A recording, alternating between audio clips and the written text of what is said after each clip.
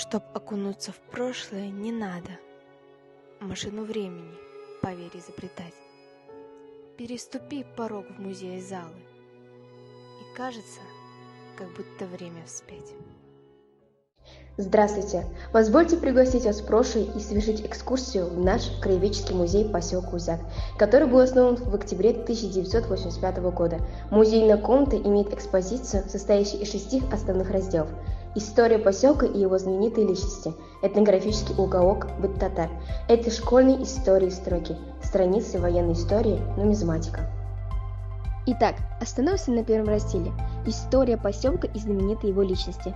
Здесь вы увидите такие экспозиции, как «Они работали с первых дней основания совхоза», «Совхоз в послевоенные годы», «Мы гордимся», «Передовики совхоза», «Свободный труд и приносит счастье», «На съездах КПСС», «Герой социалистического труда», где отслеживается история основания в развитии поселка Узяк. Только народ, у которого есть своя история, свои традиции, может достичь больших высот. Действительно, у нашего поселка очень богатая история. Когда-то, давным-давно, в 1919-23 годах из села Тюрячи на левый берег реки Мёша переселились несколько людей, и это поселение было названо Журавлихой. Вы только представьте, в самое живописное место поселка, на луга, прилетели журавли. В сентябре 1931 года был организован совхоз имени Сталина. С апреля 1962 года совхоз имени Ленина. В 1968 году на базе совхоза имени Ленина создано опытно-производственное хозяйство по производству элитных семян. У нас очень много знаменитых людей, которыми по праву мы можем гордиться. Это труженики родной земли. Герой социалистического труда, кавалер ордена Ленина Габдулхак Галиев, герой социалистического труда, дважды кавалер ордена Ленина, золотой медали «Серп и молот» доярка Гульбека Каримова. Заслуженный ветеринар РСФСР и ТАССР Шакиров Минихази Вакифович и многие другие. Второй наш раздел называется «Этнографический уголок. Быт татар».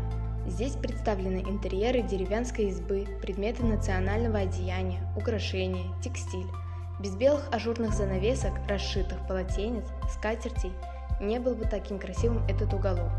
Особым украшением дома и гордостью татар были огромные занавеси – чаршау, щебалдах.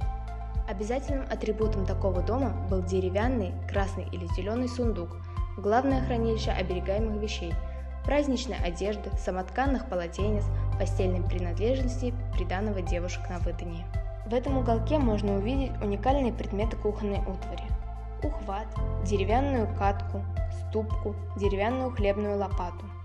Экспозиция располагает большими коллекциями глиняных посуд, керосиновых ламп, посуды для умывания, железных угольных утюгов. На самой верхней полке шкафа представлены несколько видов самоваров, которые были изготовлены из различных материалов и в разное время. Здесь также представлены станок для битья кирпича вручную, серп, чесалка для льна, детали от ткацкого станка, совок, селенки, прялка. Хочется отметить, что все экспонаты подлинные. Наиболее ценными из них считаются фронтовые письма, подлинные документы и награды участников Великой Отечественной войны и тружеников тыла.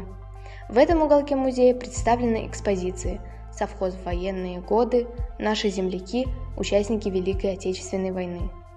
Из нашего села на войну ушли 132 человека, из них вернулись только 82.